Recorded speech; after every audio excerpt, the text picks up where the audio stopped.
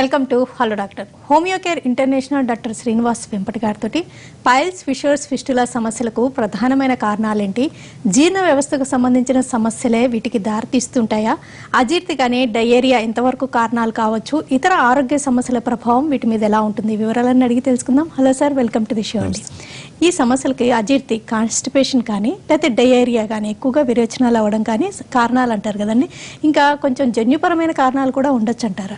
అంటే జన్యుపరమైన కారణాలు అంటే అదర్ రిలేటెడ్ ఉన్న venereal related diseases, genetical diseases అనేవి ఎక్కువ శాతం డైరెక్ట్లీ ఇంటిగ్రేట్ కానీ సెకండరీ రిలేటెడ్ ఉన్న ప్రాబ్లమ్స్కి దారితీసే ఛాన్స్ ఉంటాయి. బట్ ఎక్కువ శాతం మనకి పైల్స్, ఫిషర్స్ విషయాలలో మోషన్కి చేసే స్ట్రైనింగ్ యాక్టివిటీ, కాన్స్టిపేషన్ అనేది మేజర్ సమస్య కింద తీసుకుంటే, అలాగే యానల్ ఎరోజన్స్, అక్కడ బాగా మ్యూకసల్ లేరియా అనేది బాగా ఎరోజన్ గురవడానికి రికరెంట్ డయేరియా, పర్సిస్టెంట్ డయేరియా కూడా వన్ ఆఫ్ ద రీజన్ అవుతుంది. బట్ ఈ ఎంగార్జ్మెంట్ అంటే వీనస్ ఎంగార్జ్మెంట్, డైలటేషన్ అన్నీ కూడా మనం మోషన్కి స్ట్రెయిన్ చేసేటప్పుడు కాన్స్టిపేషన్, మలబద్ధకం లాంటి సమస్య ఉన్నప్పుడు ప్రెజర్ పడడం వల్ల అక్కడ వీనస్ ఎంగార్జ్మెంట్ డైలేట్ అయ్యి అది హెమరాయిడ్స్ దారితీసి అక్కడ ఉన్న స్కిన్ లేయర్ అనేది టేర్ అయింది అనుకోండి, అది యానోడర్మల్ టేర్ని మనం యానల్ ఫిషర్ కింద చెప్తూ ఉంటాం. అలాగే అక్కడ మ్యూకసల్, రెక్టల్ మ్యూకసల్ బేరియర్లో బ్రేకేజ్ వచ్చి అక్కడ బ్యాక్టీరియల్ ఇన్ఫిల్ట్రేషన్ అయ్యి యాప్సెస్ అయితే అది యానోరెక్టల్ యాప్సెస్ అయ్యి అది గ్రాడ్యువల్గా ఫిస్టులాలోకి దారితీసే ఛాన్స్ ఉంటుంది. అంటే ఏదేమైనా బ్లాండ్ ఫుడ్, గ్యాస్ట్రోనమిక్ ఫుడ్ అంటే మనం ఏదైతే ఆహారం తీసుకుంటామో అది మన జీర్ణ వ్యవస్థ మీద ప్రభావం చూపిస్తుంది. ఎక్కువగా స్పైసెస్ తీసుకున్నా, ఉప్పు కారాలు తీసుకున్నా ఇలాంటి సమస్యలకు దారితీసే అవకాశం ఉంటుంది అంటారు. అవును, అంటే ఎక్కువ శాతం చూసుకున్నట్టయితే రఫేజ్ ఫుడ్ తగ్గిపోవడం, అంటే ఫైబర్ ఫుడ్, పీచు పదార్థం అనేది బాగా తగ్గిపోవడంతో మోషన్ హార్డ్నెస్ అనేది ఏర్పడడం, మోషన్లో ఈజీ ఎవాక్యుయేషన్ లేకపోవడం, కొంచెం ఎక్కువ స్ట్రైనింగ్ యాక్టివిటీ బాగా డిఫికల్ట్, మోషన్లో ఈజీ పెరిస్టాల్టిక్ మోషన్ తగ్గిపోయి ఎక్కువ ప్రెజర్ పెట్టాల్సిన అవసరం రావడం, ఇవి ఎక్కువ శాతం మందిలో సమస్యల కింద చూస్తే. వీటితో పాటు ఎక్కువగా ఫ్యాట్ ఫుడ్ కానీ, oil related food, spices diet, non vegetarian diet, cellulose rich food ఇలాంటివి ఎక్కువ తీసుకున్నప్పుడు ఈ ప్రాబ్లమ్స్ ఇంకా ఎక్కువగా దారి తీయడానికి ఛాన్స్ ఉంటుంది. అందుకని ఆల్రెడీ ప్రాబ్లం ఉన్న వాళ్ళలో కూడా ఆహార జాగ్రత్తలు, ఫుడ్లో మాడిఫికేషన్, లైఫ్ స్టైల్ మాడిఫికేషన్ ద్వారా సమస్య తీవ్రతలో లక్షణాలు యొక్క సివియారిటీని తగ్గించుకోవడానికి చాలా మటుకు ఉపయోగపడతాయి. లక్ష్మీనారాయణ గారు కాల్. లక్ష్మీనారాయణ గారు నమస్తే అండి. నమస్తే లక్ష్మీనారాయణ గారు, చెప్పండి. అదే గ్యాస్ట్రిక్ వల్ల కడుపు కొంకరం చేస్తుందండి, బాగా బాడీ పెయిన్స్ అవి ఉన్నాయి. ఓకే ఓకే పూర్తి అయిపోయింది, సైకిల్ రిపేరింగ్ అండి. ఏమైందండి? పూర్తి సైకిల్ రిపేరింగ్ చేస్తుంటానండి. క్లియర్ గా లేదండి.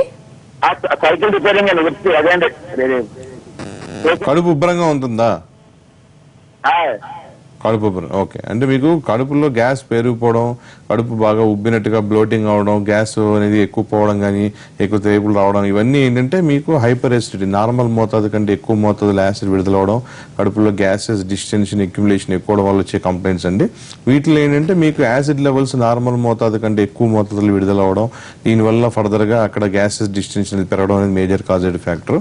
ఈ హైపర్ ఎసిడిటీ కంట్రోల్ అయ్యే విధంగా మెడికేషన్ తీసుకుని ఆహార పరుగుదల, డైజెషన్ కరెక్ట్గా ఉండేలా జాగ్రత్త తీసుకుని ఇది గ్రాడ్యువల్గా పెరిస్టాల్టిక్ మోషన్ దెబ్బతిని మోషన్ కాన్స్టిపేషన్ ప్రాబ్లం దారి తీయకుండా కంప్లీట్గా రెక్టిఫై చేసుకుంటే ఫర్దర్గా ఇలాంటి రిలేటెడ్ ఉన్న ప్రాబ్లమ్స్ రావడానికి తక్కువ ఛాన్స్ ఉంటాయి. ఎందుకంటే శరీరంలో వేడి ఉత్పత్తి పెరగడం అనేది కూడా ఈ యొక్క పైల్స్ రిలేటెడ్ ఫిషియల్ లాంటి సమస్యలకు ఎక్కువ శాతం మందిలో కారణం అవుతుంటుంది. వేడి శరీర తత్వము అనేది నిజంగా ఉందంటారా? 100%. అంటే వేడి శరీర తత్వం అంటే మేజర్గా ఏంటంటే మనకి హోమియోస్టాటిక్ ఎన్విరాన్మెంట్ అంటాం, అంటే maintenance of constant internal body environment అంటారు.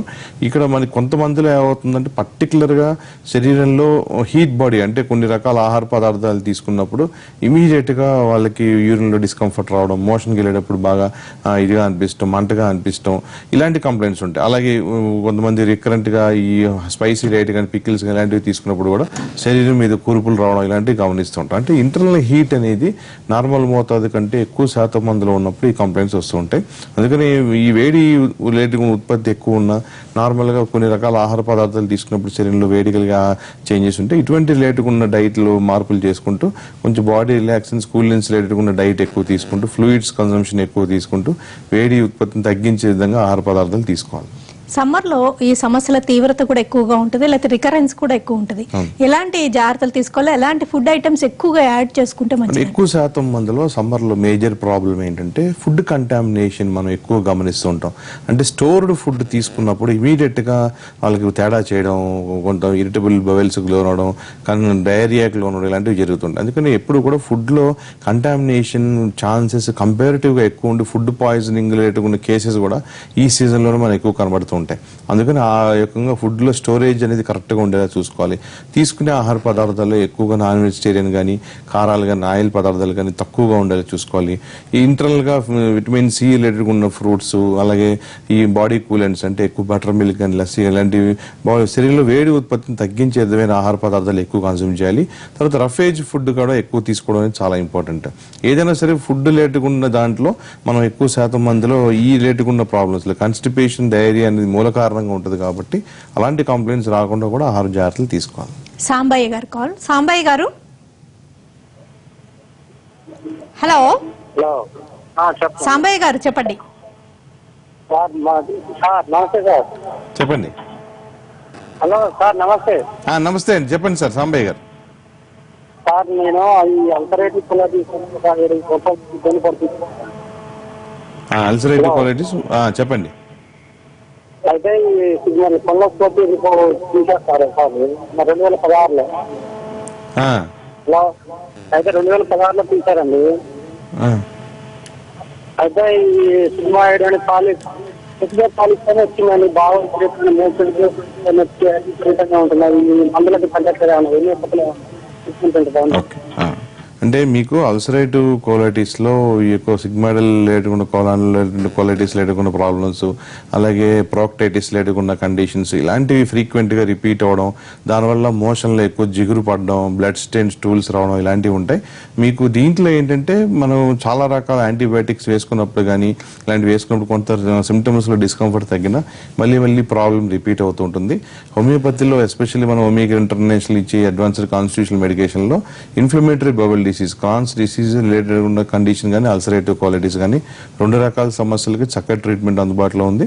దీంట్లో మీకు ఇంటర్నల్ గా ప్యాథాలజీ అనేది హీల్ అవుతూ ప్రాబ్లమ్స్ వేరే తగ్గడమే కాకుండా మీకున్న సిమ్టమాటిక్ డిస్కంఫర్ట్ అంటే ఈ మోషన్ రిలేటెడ్ ఉన్న ప్రాబ్లమ్స్ కానీ, ఇరిటబుల్ బౌల్స్ కానీ, అలాగే మ్యూకస్ రిలేటెడ్ ఉన్న డిసెంటరీ ఎక్కువ ఉండవు, ఇలాంటి కంప్లైంట్స్ ఏమున్నా కూడా పూర్తిగా తగ్గడానికి ఛాన్స్ ఉంటుంది. మీరు ఒకసారి హోమియో ఇంటర్నేషనల్ సంప్రదించండి. రాజారాం గారు కాల్. రాజారాం గారు, హలో.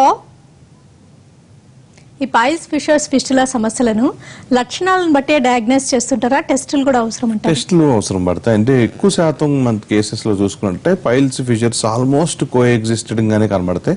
కారణం ఏమవుతుందంటే మనం ఈ స్ట్రైనింగ్ యాక్టివిటీలో అక్కడ రక్తనాళాలు మనకి ఉబ్బి డైలేట్ అయినప్పుడు మనకి పైల్స్ అనేవి ఉంటాయి. ఈ ఎక్స్టర్నల్ గా బయట భాగంలో కురుపుల్లా ఎరప్షన్ లా కనబడినప్పుడు నార్మల్ మోషన్ తో సంబంధం లేకుండా ఎక్స్టర్నల్ పైల్స్ కింద ఉంటాయి.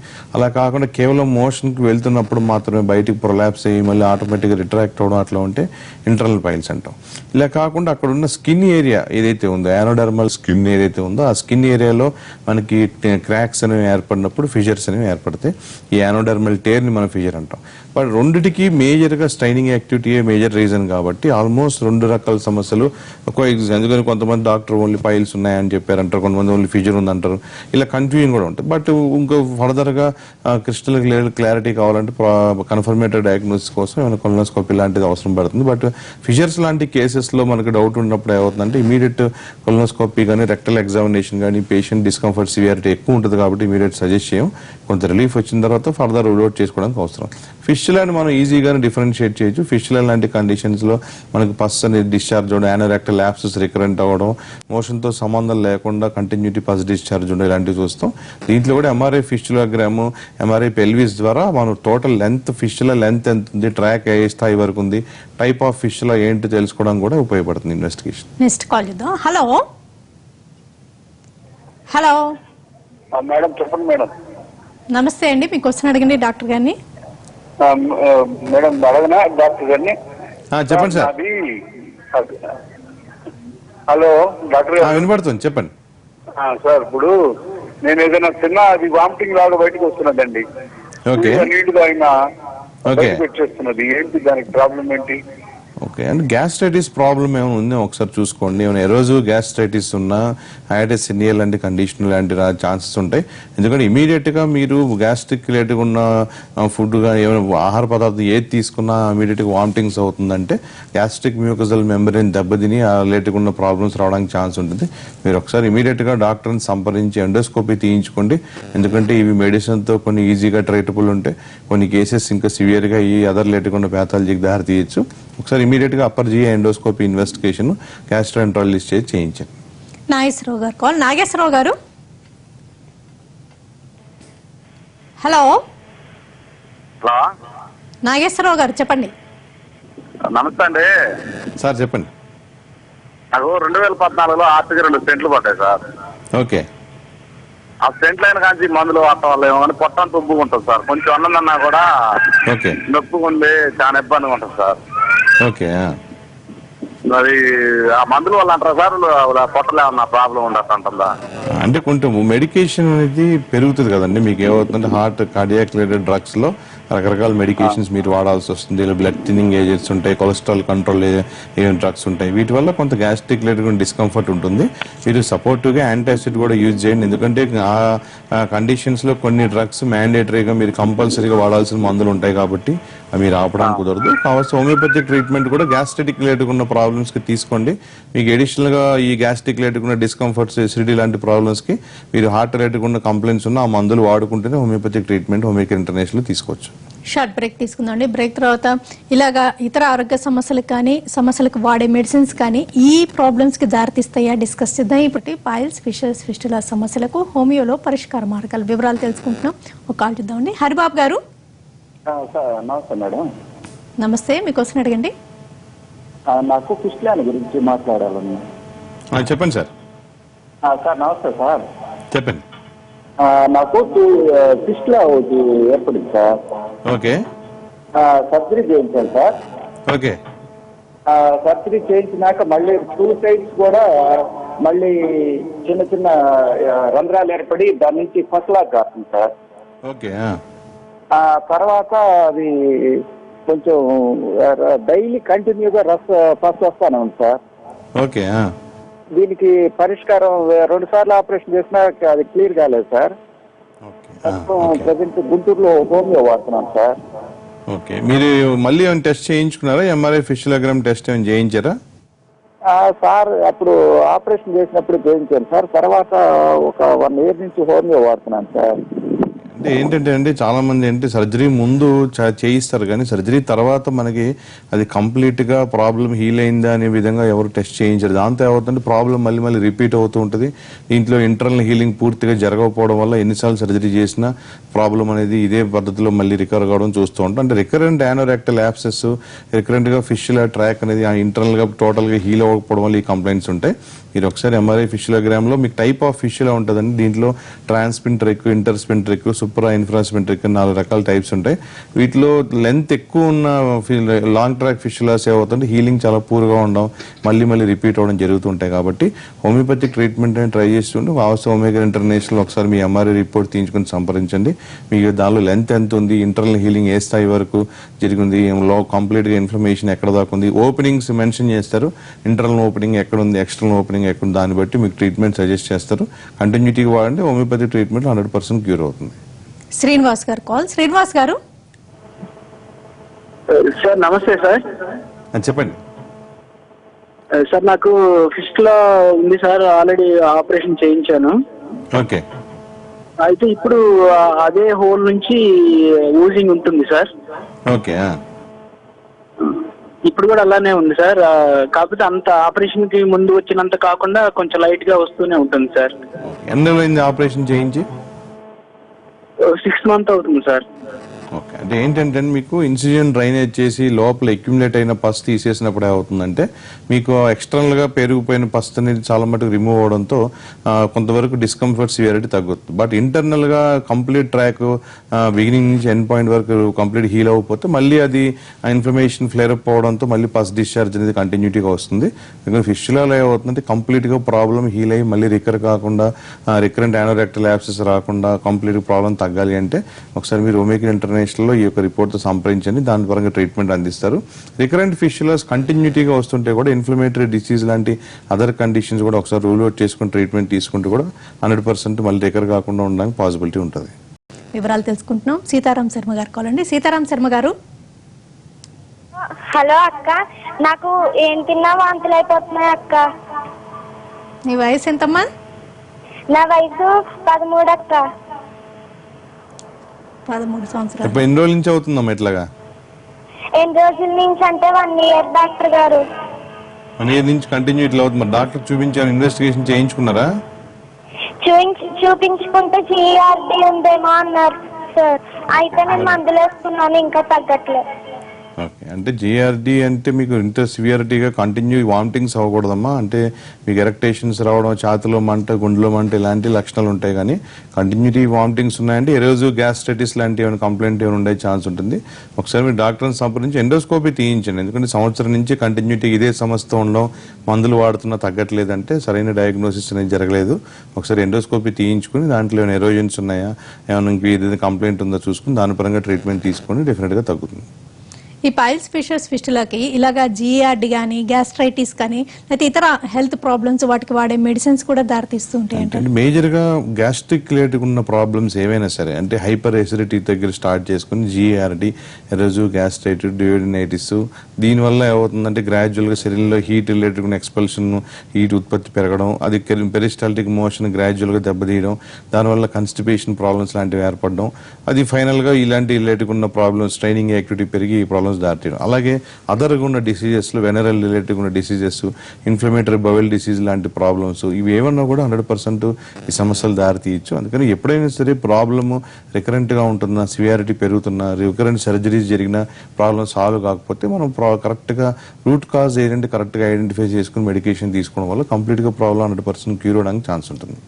కరెక్ట్గా ఈటింగ్ హ్యాబిట్స్ అవి మెయింటైన్ చేస్తే ఏజ్తో పాటు పెరిగే సమస్యలను అరికట్టవచ్చు అంటారా? 100%. అంటే వీటిల్లో మేజర్ శాతం డైట్ రిలేటెడ్గా ఉన్న patterns, irregular dietary habits, constipation లాంటి ప్రాబ్లమ్స్ ఎక్కువగా డెవలప్ అవడం, గ్యాస్ట్రిక్ రిలేటెడ్ ఉన్న ప్రాబ్లమ్స్, ఇంప్రాపర్ డైజెషన్స్, ఇవే మేజర్ కాజేటివ్ ఫ్యాక్టర్స్ కింద ఉంటాయి. కాబట్టి తినే ఆహారపు జాగ్రత్తలు సరైన పద్ధతులు మెయింటైన్ చేసి డైటరీ హ్యాబిట్స్ కరెక్ట్ ఉంటే ఇట్లాంటి రిలేటెడ్ ఉన్న ప్రాబ్లమ్స్లో ఆల్మోస్ట్ 60 to 70% వరకు మనం ప్రివెంట్ చేసుకోవచ్చు.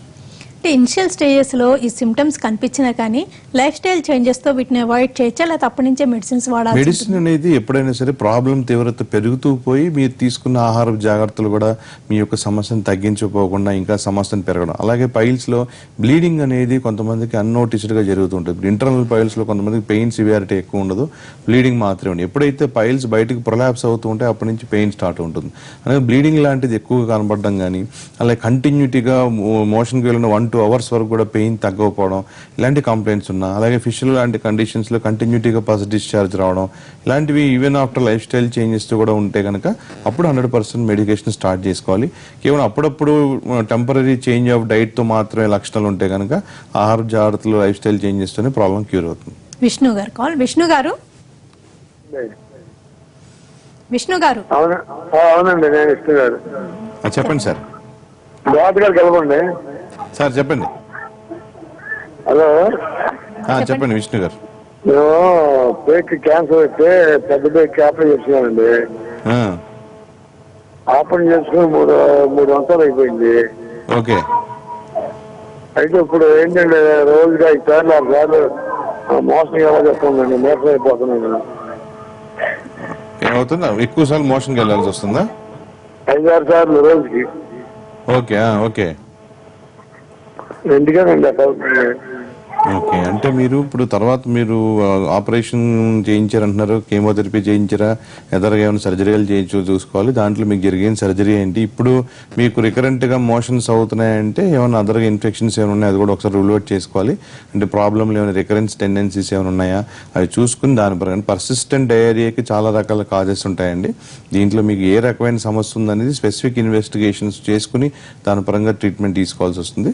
మీరు ఒకసారి ప్రాబ్లం కనుక మీకు క్లారిటీ కావాలంటే ఒకసారి ఒమేగా ఇంటర్నేషనల్ డాక్టర్ని కన్సల్ట్ అయ్యి ఏ ఇన్వెస్టిగేషన్ అడ్వైజ్లో చూసుకొని, లేదా దగ్గరలో గ్యాస్ట్రాంట్రాలజిస్ట్ ఆల్రెడీ మీకు టెస్టులు చేస్తుంటే దాంతో సంప్రదించండి. ఈ ప్రాబ్లమ్స్కి ప్రోన్గా ఉన్న వాళ్ళకని లేకపోతే రికరెన్స్ ఉన్న వాళ్ళకి హోమియో మెడిసిన్స్ ఎంత బాగా ఉపయోగపడతాయి? అంటే అసలు డైజెషన్ అది బాగుండేటట్టుగా కూడా హోమియో మెడిసిన్స్ వాడడం సాధ్యమేనా? అంటే మేజర్గా ఈ ప్రాబ్లమ్కి ట్రీట్మెంట్ ఇచ్చేటప్పుడు ఫస్ట్ ఎయిమ్ ఆఫ్ ట్రీట్మెంట్ ఏంటంటే పేషెంట్కి ఉన్న డిస్కంఫర్ట్ తగ్గించడం. అంటే పెయిన్ కానీ, మోషన్కి వెళ్ళేటప్పుడు బర్నింగ్ కానీ, బ్లీడింగ్ అవ్వడం, ఇచ్చింగ్ సెన్సేషన్స్, ఇవి ఫస్ట్ ఈ 4 సిమ్టమ్స్ ఫస్ట్ డిస్కంఫర్ట్ తగ్గి ఎంగార్జ్మెంట్, ఎరప్షన్స్ ఏమైనా ఉంటాయి అవి కానీ నార్మలైజ్ అయ్యి పేషెంట్కి ఫిజికల్గా అంటే మోషన్కి వెళ్ళేటప్పుడు పడే బాధ అనేది పూర్తిగా విముక్తి చెందాలి.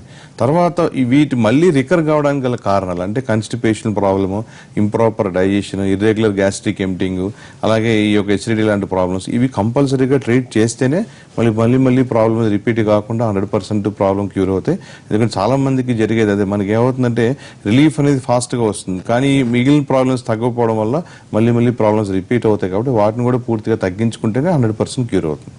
అండ్ ప్రాబ్లంతో పాటు సివియారిటీతో పాటు హోమియో మెడిసిన్స్తో పాటు పాటించాల్సిన డైటరీ రిస్ట్రిక్షన్స్ ఏమైనా ఉన్నాయా? అంటే డైటరీ రెస్ట్రిక్షన్స్ అంటే మేజర్గా అంటే సిమ్టమ్స్ డిస్కంఫర్ట్ ఎక్కువ ఉన్నప్పుడు అంటే ఈ యొక్క పీచు పదార్థాలు అనేవి ఎక్కువగా తీసుకోమని అడ్వైజ్ చేస్తాం. వాటర్ ఇంటేక్ ఎక్కువ తీసుకోవాలి. నాన్ వెజిటేరియన్ డైట్ సాధ్యమైనంత వరకు హీలింగ్ జరిగి కంప్లీట్గా బ్లీడింగ్, పెయిన్ తగ్గే వరకు అవాయిడ్ చేసుకోవాలి. స్పైసీ ఆయిలీ డైట్ బాగా తక్కువగా తీసుకోవడం, ఈజీగా ఆహార పదార్థాలు నైట్ టైం కన్జ్యూమ్ చేయడం, ఈ చేంజెస్ చేయడం వల్ల చాలా మటుకు సిమ్టమ్ డిస్కంఫర్ట్ తగ్గి పేషెంట్కి ఉన్న ప్రాబ్లంలో తీవ్రత తొందరగా రిలీవ్ అవడానికి ఛాన్స్ ఉంటుంది. అంటే స్మోకింగ్, ఆల్కహాల్ కూడా కొంతవరకు ఎక్కువ చేసే రిస్క్ 100% స్మోకింగ్, ఆల్కహాల్ ఎక్కువ ఉన్న వాళ్ళలో ఈ రిలేటెడ్ ఉన్న ప్రాబ్లమ్స్ ఎక్కువ రావడం గమనిస్తుంటాం. కాబట్టి అది కూడా ఇర్రెగ్యులర్గా స్మోకింగ్ అంటే సపోజ్ క్రానిక్ ఆల్కహాలిక్ ఉన్న వాళ్ళలో సిరోసిస్ లాంటి లివర్ లాంటి కండిషన్స్ ఉంటే అది పైల్స్ రిలేటెడ్ ఉన్న ప్రాబ్లమ్స్ దారి చేయడానికి ఎక్కువ ఛాన్స్ ఉంటాయి. అందుకని ఇటువంటి వ్యారసెస్ రిలేటెడ్ ఉన్న కండిషన్స్ ఎక్కువ ఆల్కహాలిక్స్లో కనిపిస్తాయి. కాబట్టి 100% వాళ్ళు రెడ్యూస్ చేసుకోవడం చాలా ఇంపార్టెంట్. ఈ ప్రాబ్లమ్స్కి కొన్నిసార్లు సర్జరీ అవసరం అని చెప్తారు కదా, అలాంటప్పుడు కూడా హోమియో ట్రై చేయడం సమంజసమేనా? అంటే మనకి కంప్లీట్ సర్జికల్ స్టేజ్లో ఉన్నప్పుడు 100% మనమే పేషెంట్కి సజెస్ట్ చేయడం జరుగుతుంది. ఎక్కడైతే మనకు మెడికల్గా ట్రీటబుల్ ఉండి సర్జరీని అవాయిడ్ చేసి పేషెంట్కి డిస్కంఫర్ట్, సివియారిటీ 100% మెడికేషన్ ద్వారా తగ్గించగలుగుతామో అక్కడ మాత్రమే మనం మెడికేషన్కి అడ్వైజ్ చేస్తాం. కొన్ని సివియర్ ఎంగార్జ్మెంట్ ఉంటాయి, పైల్స్ బాగా బాగా సైజ్ కూడా చాలా ఎన్లార్జ్ అయిపోయి ఉన్నాయి. అటువంటి కండిషన్స్లో మనమే పేషెంట్కి సర్జరీ అడ్వైజ్ చేస్తాం. అలాగే లాంగ్ ట్రాక్ ఫిస్టులలో విపరీతమైన పస్ అక్యుములేషన్ ఉన్న, అలా పైలోనైడల్ సైనస్ లాంటి కండిషన్స్లో విపరీతమైన పస్ అక్యుములేషన్ ఉంటే కూడా మనం డ్రైనేజ్ చేసుకోమని మనమే సజెస్ట్ చేస్తాం. కానీ రికరెన్స్ లాంటి కంప్లైంట్స్ ఉన్నప్పుడు ఎప్పుడు కూడా మనం వాళ్ళలో కూడా ఆఫ్టర్ సర్జరీ కూడా మెడికేషన్ అనేది హోమియోపతిక్ ట్రీట్మెంట్ అనేది తీసుకోమని అడ్వైజ్ చేయడం జరుగుతుంది. ఓకేనండి. డాక్టర్ శ్రీనివాస్ వెంపటి గారు, పైల్స్, ఫిషర్స్, ఫిస్టులా సమస్యల లక్షణాలు ఎలా ఉంటాయి, ఏ ఇతర కారణాల వల్ల కూడా ఈ సమస్యలు తలెత్తవచ్చు, ఏ జాగ్రత్తలు తీసుకోవాలి, అండ్ ఈటింగ్ హ్యాబిట్స్ మార్చడంతో పాటు హోమియో ట్రీట్మెంట్ ఎలా ఉపయోగపడుతుందో తెలియజేసినందుకు థ్యాంక్స్ ఎలాట్ అండి. ఇది ఇవాల్టి హలో డాక్టర్.